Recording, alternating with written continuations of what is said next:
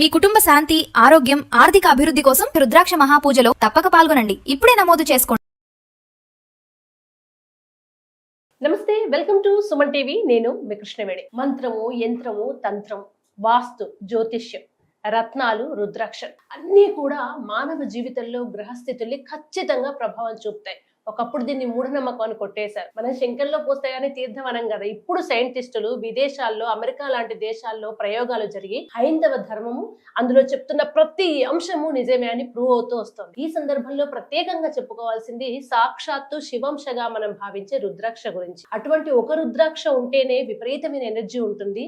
1,00,000 రుద్రాక్షలకి ఒకేసారి పూజ జరిగితే అసలు దాని విశేషం ఏంటి, దాని వల్ల మానవాళికి కలిగే ప్రయోజనాలు ఏంటి, ఈ అంశాన్ని మనకు వివరించడానికి సాక్షాత్తు ఆ పూజ చేస్తున్నటువంటి నిర్వాహకులు, గౌరవనీయులు, పండితులు, ఆధ్యాత్మికవేత్త బ్రహ్మశ్రీ దత్తాత్రేయ శర్మ గారు, మంత్రశాస్త్ర కోవిదులు. ఆయనే మనతో ఉన్నారు, మాట్లాడదాం. గురువు గారు నమస్కారం. నమస్కారం అమ్మా. ఎంత మంచి సంకల్పం గురువు గారు. ఒక రుద్రాక్ష ఇంట్లో ఉంటేనే మనకు చాలా మంచి జరుగుతుంది, చాలా పాజిటివ్ ఎనర్జీ ఉంటుంది. 1,00,000 రుద్రాక్షలకి పూజ, అసలు ఈ సంకల్పం ఎందుకు చేశారు, ఏంటి విశేషం? శ్రీ మహాగణాధిపతయే నమః. రుద్రాక్ష సాక్షాత్తు పరమేశ్వర స్వరూపం, అది అందరికీ కూడా తెలుసున్నటువంటిది. శివుడి యొక్క కన్నీటి బిందువుల నుంచి ఉద్భవించింది రుద్రాక్ష. శివో ఐశ్వర్యకారక, ఈశ్వరుణ్ణి ఆరాధన చేస్తే ఐశ్వర్యం కలుగుతుంది. ఐశ్వర్యములు అంటే ఏంటి? డబ్బు ఒక్కటి ఉండడం ఐశ్వర్యం కాదు.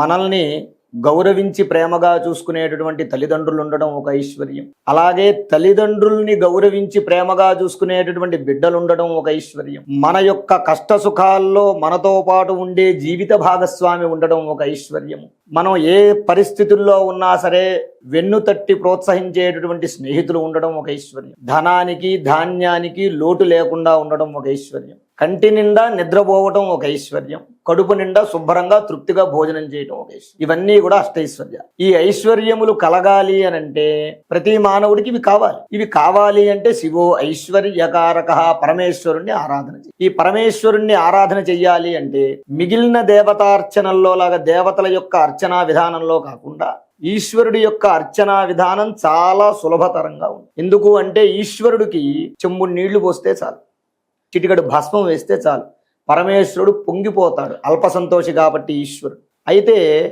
ఈశ్వరుణ్ణి ఆరాధన చేసేటటువంటి విధానంలో భస్మార్చన ఒక విధానం, రుద్రాక్ష అర్చన ఒక విధానం, బిల్వ అర్చన ఒక విధానం. విభూతిర్భూతిరైశ్వర్యం, విభూతి ఏదైతే ఉందో దాన్ని శివనామస్మరణ చేసి రోజు ధరించడం వల్ల శరీరంలో ఉన్నటువంటి రుగ్మతలు తొలగిపోయి శరీరానికి సంపూర్ణమైనటువంటి చైతన్యం కలుగుతుంది విభూతి ధరించడం వల్ల. అలాగే రుద్రాక్షలు ధరించడం వల్ల, రుద్రాక్ష మన సైంటిఫిక్ పరంగా చెప్పాలి అంటే బీపీని, ఇతరత్ర శరీరంలో ఉండేటటువంటి కొన్ని వ్యాధుల్ని కంట్రోల్లో పెట్టడానికి ఈ రుద్రాక్ష ధారణ ఒంటికి ధరించి ఉండడం వల్ల ఆ కొన్ని వ్యాధులు కంట్రోల్ అవుతాయి. బీపీ, ఇతరత్ర కొన్ని వ్యాధులు కంట్రోల్ అవుతాయి అన్నమాట. అది ఎందుకు? ఈశ్వరుడికి ఉగ్రుడు అనేటటువంటి పేరు, రుద్రుడు అనేటువంటి పేరు. విపరీతమైనటువంటి కోపం. ఎప్పుడు వస్తుంది కోపం? ఎప్పుడూ శాంతంగానే ఉంటాడు. పొరపాటు జరిగినందువల్ల ఎవరైతే పొరపాట్లు చేస్తారో, ఈ సృష్టిని నాశనం చేయాలని ఎవరైతే చూస్తారో వారి యందు కోపం కలిగి మూడో కన్ను తెరిచేటటువంటి సమయంలో ఈశ్వరుడికి కోపం కలుగుతుంది. ఆ కోపాన్ని కంట్రోల్ చేయడం కోసం కేవలం ఎవరైతే తప్పు చేశారో వారిని మాత్రమే శిక్షించి మిగిలిన వారందరినీ కూడా రక్షించేటటువంటి కంట్రోల్ కోసం ఈశ్వరుడు ఆ రుద్రాక్షలు ధరిస్తాడు. అలాగా తన కోపమే తనకు శత్రువు అంటారు. మానవులకి తన కోపం తనకు శత్రువు కాకుండా, తనని నాశనం చేయకుండా ఆ కోపాన్ని, ఆ బీపీని కంట్రోల్ చేయడం కోసమే రుద్రాక్షలు ధరించాలి మానవుడు. అటువంటి పవిత్రమైనటువంటి శివస్వరూపమైనటువంటి ఆ రుద్రాక్షని యో రుద్రో అగ్నవ్యో అప్సుయ ఓషధీషు, విపరీతమైనటువంటి ఓషధి యొక్క శక్తి ఆ రుద్రాక్షలో ఉంటుంది. అటువంటి ఓషధీకృతమైనటువంటి ఆ రుద్రాక్షల్ని శివుడికి ధరింపజేయాలి.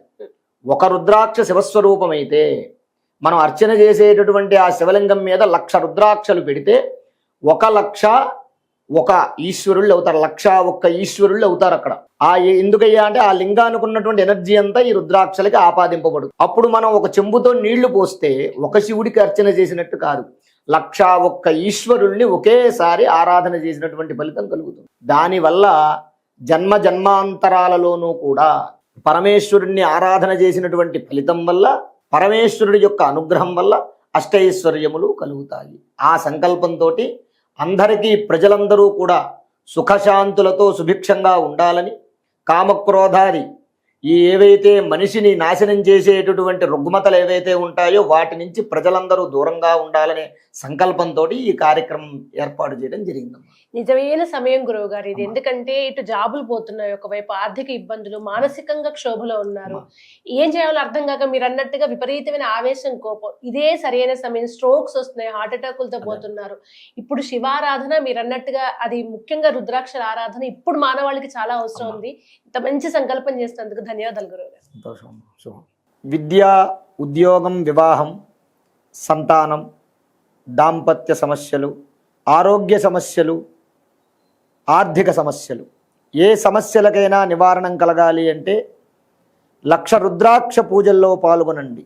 అందరికీ శుభం కలిగి పరమేశ్వరానుగ్రహంతో ఆయుష్షు, ఆరోగ్యము, ఐశ్వర్యము, ఆనందము కలుగుతాయి. శుభం. స్వస్తి.